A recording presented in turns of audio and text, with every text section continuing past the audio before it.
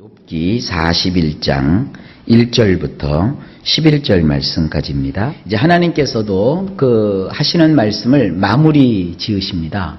하나님은 어떻게 마무리를 지으시는가? 자, 1절 말씀을 보시면요.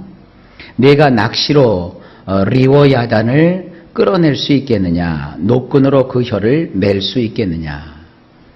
40장에서는 공룡이 나왔어요. 이번에는 이제 바다 생물이 나오는데 리워야단이라는 그 바다 생물이 나와요. 근데 이 리워야단이라고 하는 것은요, 뭐라고 번역할 말이 없어요. 왜냐하면 지금은 존재하지 않는 동물이기 때문입니다. 리워야단은 거대한 수중 짐승을 뜻해요. 지금이야 뭐 고래 정도로 생각하시면 될 겁니다. 근데 가끔 그 어떤 그 해외 토픽이라든지 어떤 그 잡지를 보게 되면 아주 고생대, 아주 먼 옛날 바닷속에서 살던 그러한 아주 희한한 생물들을 소개하는 것이 있어요. 지금도 그 뭐 전설인지 뭔지 모르지만 영국에 보면 그 내시라는 게 있어요. 내시. 그 네스호에 있는 내시라고 하는 큰 바다 괴물 같은 것이 있습니다. 그 크기가 막 공룡처럼 생겼고요. 가끔 그것이 목격이 되고, 또 우리나라 저쪽 백두산 천지에도 큰 바다 생물이 있다는 그러한 소식이 있고, 가끔 그것을 목격했다는 사람도 있기도 해요. 근데 그것이 뭔지는 몰라요. 하여간 이 리워야단이라는 존재가 그런 존재입니다. 원문을 보면 이렇습니다. 너는 리워야단을 낚시바늘로 끌어낼 수 있느냐? 끈으로 그것의 혀를 가라앉게 할 수 있느냐? 아마도 그 리워야단은요, 이 혀가 있나 봐요. 뱀의 혀처럼 이게 혀가 긴가 봐요. 그걸로 뭐 먹이를 먹든지 뭐 공격을 하든지 그러는 것 같습니다. 흉측한 것이죠. 낚싯바늘로 건져 올릴 수 있는 것이야 뭐 물고기 정도죠. 그러나 이런 큰 뭐 고래 같은, 어떻게 보면 고래보다도 더 큰 이러한 바다 생물을 낚시로 끌어올릴 수 있겠느냐? 이거 불가능하다는 얘기죠. 또 끈으로 그것의 혀를 이렇게 묶어갖고 밑으로 가라앉히게 할 수 있겠느냐? 이거 못한다는 얘기입니다. 2절, 너는 밧줄로 그 코를 꿰을 수 있겠느냐? 갈고리로 그 아가미를 꿰을 수 있겠느냐? 원문이 이렇습니다. 너는 골프를 그것의 코 속에 넣을 수 있느냐? 수풀로 그것의 아가미를 뚫을 수 있느냐? 보통 이 그 원주민들, 그러니까 아프리카 원주민들이 사는 그런 생활상을 지금도 다큐멘터리로 보게 되면 고기를 잡아가지고요, 이렇게 바다풀이 있잖아요. 우리 식으로 하면 무슨 뭐 갈대라든지 볏짚 같은 걸로 이렇게 그 아가미하고 입하고 이렇게 꿰잖아요. 그래서 자기가 잡은 고기들을 이렇게 그 우리 식으로 하면 이제 새끼에다 이렇게 하나씩 꼬매가지고 마치 굴비 엮듯이 이렇게 들고 다니는 모습을 볼 수 있습니다. 네가 그 골풀이라고 하는 것은 습지에서 자라는 갈대와 같은 그런 풀이거든요. 그 골풀로 아마 이 리워야단은요, 코가 또 이렇게 육지생물처럼 코가 또 컸나 봐요. 그 코 속에 넣을 수 있겠느냐. 그리고 그것은 또 바다에서 사니까 아가미도 발달했나 봐요. 그 수풀로 아가미를 뚫을 수 있겠느냐. 못한다는 것이죠. 이게 무슨 얘기입니까? 사람이 이 땅에서 할 수 있는 일이 있고 할 수 없는 일이 있는 거예요. 욥이 그 고난을 당했을 때 사람들은 쉽게 얘기했죠. 너 회개해라. 너 하나님 앞에 죄를 진 것이다. 그거 회개하면 어떻게 하겠다는 거예요? 그게 다 풀어지냐고요? 아니거든요. 이해할 수 없고 어떻게 사람이 손을 쓸 수 없는 그런 일이 있다는 것이죠. 그것을 욥이 지금 겪고 있지 않습니까? 하나님께서 그것을 풀어주시는 거예요. 욥아, 네가 아무리 그렇게 절규하고 괴로워하고 힘들어해도 네가 겪는 그 일은 사람이 할 수 있는 일이 아니고 사람이 풀을 수 있는 일이 아니란다. 사실은 누가 그 엄청난 일을 저질렀어요? 사탄이 그랬죠. 그리고 하나님께서 개입하셔야만 될 수 있는 일입니다.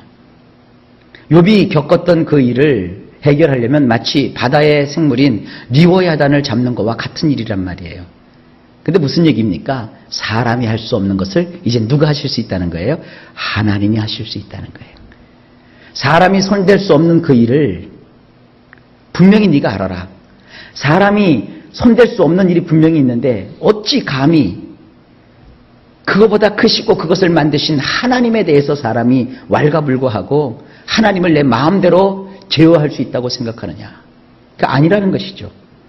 여기서 우리가 깨달을 수 있는 것은 뭐냐면 하나님의 절대적인 주권이에요. 그분이 다 하시는 거예요. 3절입니다. 그것이 어찌 내게 계속하여 간청하겠느냐. 부드럽게 내게 말하겠느냐. 원문이 이렇습니다. 그것이 너를 향하여 무지만이 간청들을 하겠느냐. 어찌 그것이 너를 향하여 부드럽게만 말하겠느냐. 그 바다 생물이 뭐 사람 말을 알아들릴 리도 없고 그 바다 생물은 자기가 원하는 대로 다니지 사람한테 여기 지나가도 될까요? 당신 배 밑으로 내가 조용히 지나가도 될까요? 이렇게 물어보면서 다닙니까? 그런 바다 괴물은 뭐예요? 피하는 게 상책이죠. 아우 저기 무시무시한 바다 생물이 있어. 저기로 가지 말고 피해야지. 그래야지 인간이 그냥 겁도 없이 달려들었다가는 아무것도 안 되는 거예요. 자, 바다에 갔더니 상어떼가 막 왔다 갔다 해요. 그 피해가야지. 상어 그거 뭐 어항에서 키우는 조그만 물고기인 줄 알고 그 달라들었다가는 그냥 죽습니다. 얼마나 무서운데요. 상어도 무서운데 이 리워야다는 뭐 그 무섭기를 말로 다 표현할 수가 없는 것이죠. 4절. 어찌 그것이 너와 계약을 맺고 너는 그를 영원히 종으로 삼겠느냐. 원문. 과연 그것이 너와 더불어 계약을 체결하겠느냐? 내가 그것을 영원토록 종으로 삼을 수 있겠느냐? 그렇게 할 수 없죠. 계약은 비슷할 때 하는 거지 이게 계약이 됩니까? 가끔 우리나라에서 이렇게 사회운동 하시는 분들 보면 강대국인 미국을 상대로 우리는 불평등 조약을 맺을 수 없다. 우리는 주권국가다 막 떠들어대는데 그건 말도 안 되는 소리예요. 미국하고 우리하고 뭐 지금은 좀 나아졌는지 모르겠지만 평등한 계약이나 조약을 맺을 수 있는 처지가 아니에요. 거긴 워낙 큰 나라고 우리는 약한 나라거든요. 그게 참 안타깝죠. 우리가 적어도 미국과 똑같이 소리를 내려면 미국만큼 살아야 돼요. 그러나 지금 그러지 못하잖아요. 우리는 약소한 민족이라고요. 이걸 가슴에 하나면서 그렇다고 그 미국이라는 나라가 우리보다 큰데 거기서 우리가 받게 되는 혜택이 또 크단 말이에요. 그러니까 여기 약소국에 아픔이 있는 거죠. 힘을 키우지 않고 나를 키우지 않고 맞서가지고는 너하고 나하고 똑같다? 그건 말도 안 되는 거예요. 가난한 사람과 부자가 있어요. 부자는 더 많은 권력을 갖고 더 많은 혜택을 누리고 있어요. 부자가 가난한 사람에게 아량을 베풀고 선을 베풀고 배려해 주어야지. 가난한 사람이 아무런 권력도 없고 힘도 없고 그가 조금이라도 자비를 베풀어 주지 않으면 살 수 없는 자가 우리는 똑같은 인간은 평등해. 그러고 나서는 같이 맘먹는다고 하면 그게 일이 이루어지지 않는다고요. 세상은 여러분 평등한 것 같지만 사실은 평등이 지배하지 않습니다. 가진 자가 있고 가지지 못한 자가 있어요. 우리가 그래서 하나님 앞에 기도하는 거 아닙니까? 하나님 나에게도 그 힘을 주십시오. 나에게도 그 물질을 주십시오. 그러는 것이지 아무것도 없는 사람이 똑같은 인간이라고 해서 가갖고 평등하다? 그건 하나님 앞에서나 통하는 일이지 세상에서는 그것이 통하지 않습니다. 계약이라는 것은 동등한 조건에서 이루어지는 거예요. 요봐, 이 세상사가 그렇지 않느냐. 사람의 뜻대로 사람의 생각대로 사람의 이론대로 세상이 다 되는 것이 아니란다. 그렇게 지금 욥에게 하나님께서 설득하고 계시는 거예요. 이미 이제 욥에게 대한 모든 판결을 내려놓고 하나님께서 마무리를 짓고 계시는 겁니다. 자, 5절. 내가 어찌 그것을 새를 가지고 놀듯 하겠으며 내 여종들을 위하여 그것을 메어두겠느냐. 내내 같은 얘기죠. 쭉 읽어갑니다. 5절. 원문이 이렇습니다. 과연 내가 그것을 짹짹거리는 새처럼 가지고 놀 수 있겠느냐? 너는 그것을 내 여종들을 위하여 묶어둘 수 있겠느냐? 이 교회라는 상황에서도 우리가 이런 걸 많이 봐요. 교회 안에도 분명히 여러분 권위라는 것이 있습니다. 교회라는 게 뭐 힘센 사람이 우선하는 것이 아니잖아요. 하나님이 주시는 권위가 있잖아요. 교회는 하나님이 계시고 또 하나님을 섬기는 목사님이 계시고 또 목사님을 보좌하여 교회를 이끌어가는 장로님들이 계시고 또 그 당회의 결정에 따라서 함께 온 교회의 평화와 화목과 부흥을 위해서 도모하는 임원들이 있어요. 권사님들도 계시고 안수 집사님들도 계시고 또 집사님들도 계시고 이러면서 교회가 전체적인 균형을 맞춰가면서 이렇게 질서 있게 전진해 나가고 부흥해 나가고 운영되는 것이거든요. 근데 꼭 돌출하는 사람들이 있어요. 목사님만 하나님을 만나냐? 나도 만났다. 장로님만 뭐 다 결정권이 있느냐? 나도 결정권이 있다. 정말 막무가내로 질서 없이 사는 사람들이 많아요. 그 사회가 아주 혼란하듯이 교회도 그러면 혼란스러워지는 거예요. 아, 저분은 목사님이니까 우리가 질서에 따라서 저분의 권위를 존중해주고, 저분은 장로님이시니까 우리가 저분을 존중해주고, 뭐 이러는 맛이 있어야 이게 돌아가는 거예요. 사회 전체가.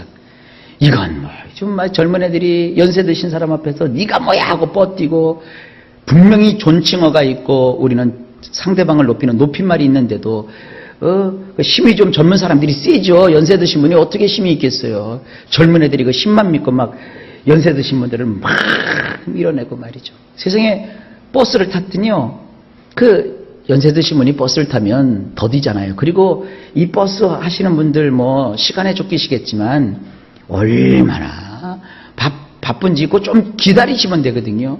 그 노인분이 칵칵스러고 높은 데 올라와가지고 이제 자기 자리를 찾아서 이렇게 가려고 하는데 그냥 버스를 냅다 출발을 해요.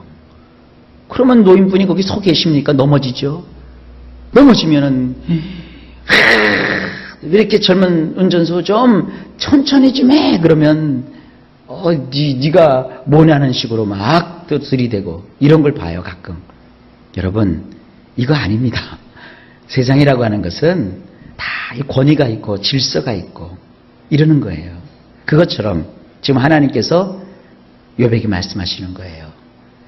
가지고 놀 수 있는 장난감도 있고 또 새장에 넣고 잘 보호해 줘야 될 그러한 그 새도 있고 또 때로는 우리가 풀어서 이렇게 우리의 유흥을 위해서 놀 수 있는 것도 있는가 하면 어떤 것은 묶어서 잘 간수하고 간직해 줘야 될 것들도 있다 하면서 세상의 이치를 쭉 말씀하고 계시는 거예요.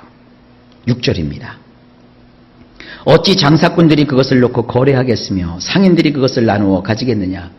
원문, 그것을 놓고 매매하는 자들이 서로 교역을 하겠느냐.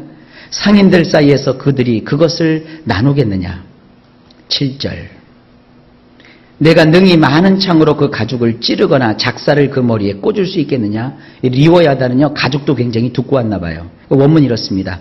과연 내가 미늘들로 그것의 가죽을, 물고기 작살들로 그것의 머리를 꽉 채울 수 있겠느냐. 이 미늘이라고 하는 건 뭐냐면 낚시 바늘을 보면은요, 이게 들어가는 부분이 있어요. 이게 낚시 바늘에 들어가는 부분이고, 낚시 바늘을 그 물고기가 콱 물면 당기잖아요. 그러면 낚시 바늘이 여기서 탁 걸린다고요. 거꾸로 되어 있는 그것이 미늘이라고 하는 거예요. 내가 그 미늘들로 그의 가죽을, 물고기 작살들로 그의 머리를 꽉 채울 수 있겠느냐. 이 꽉 채운다는 건 뭐냐면 박아가지고 꽉 이렇게 조이는 그와 같은 것을 생각하시면 돼요. 그러나 이 리오야다는 낚싯바늘의 미늘로도 작살로도 그것을 잡을 수가 없다는 거예요. 너무 강하니까. 8절, 내 손을 그것에게 얹어보라. 다시는 싸울 생각을 못하리라. 원문 이렇습니다. 내 양손바닥을 그것 위에 얹어 놓으라. 싸울 생각을 하라. 너는 다시는 그리하지 못할 것이라. 그러니까 일단 그 리워야단하고 한번 맞서보면 다시는 리워야단에게 접근도 하지 말아야 되겠다는 그런 생각을 한다는 거예요. 워낙 강하니까. 9절, 참으로 잡으려는 그의 희망은 헛된 것이니라.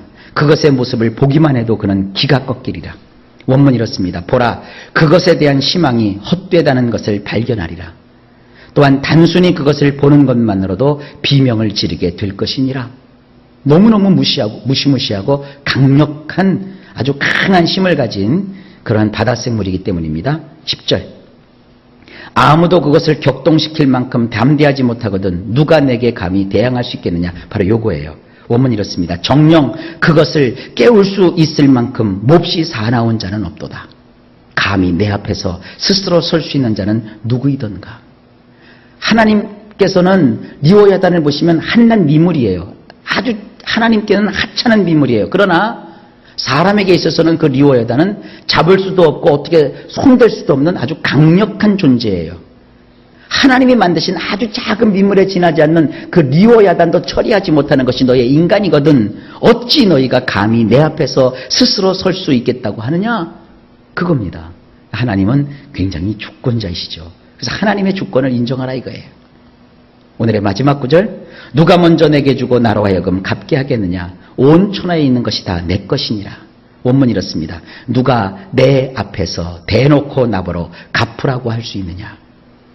하늘들 아래에 있는 모든 것은 무엇이든 나의 것이니라. 아마 이것은 욥을 향해서 주님이 하셨던 말씀이기보다는 욥의 세 친구들에게 더 들으라고 강력하게 말씀하신 것 같아요. 감히 누가 내 앞에서 대놓고 나보러 갚으라고 하겠느냐. 하늘들 아래에 있는 모든 것은 무엇이든 나의 것이니라. 하나님이 다 하신다는 거예요. 그러니까 사탄이 우리를 시험해서 우리의 인생을 깡그리 망쳐놓는다 할지라도 우리는 하나님을 원망해서는 안 돼요. 하나님, 이 세상에는 사람의 손으로 할 수 없는 일이 있는 것을 이제 알았습니다. 주님이 저에게 자비를 베풀어 주시고 은혜를 베풀어 주시고 주의 가시신 능력으로 나를 덮으셔서 이걸 이길 수 있도록 해주시고 감당할 수 있게 해주시고 하나님 역사를 이루어 주시옵소서. 하나님을 의지하는 우리 모두가 되시기를 예수님의 이름으로 축복합니다. 하나님은 우리의 인생 가운데 이렇게 주권적으로 역사하셔서 주의 뜻을 반드시 나타내시고 성취시켜 주시는 줄로 믿습니다.